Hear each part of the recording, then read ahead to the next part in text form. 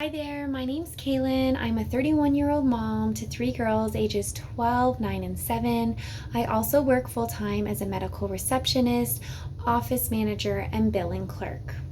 Now juggling three kids, full-time work, after-school activities, housework, etc., it can be hard to find time for yourself.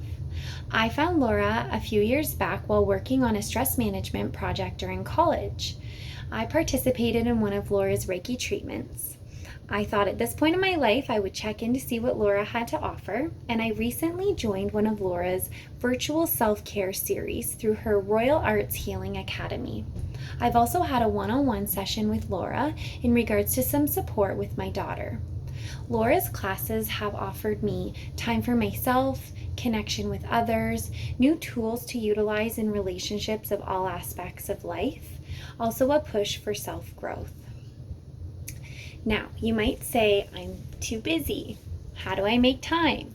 I said these things, ask those same questions, but it truly is a choice to carve out some self-time for you. What I would do to make these nights easier is we would have dinner earlier. I would have the kids maybe set up with a movie that night.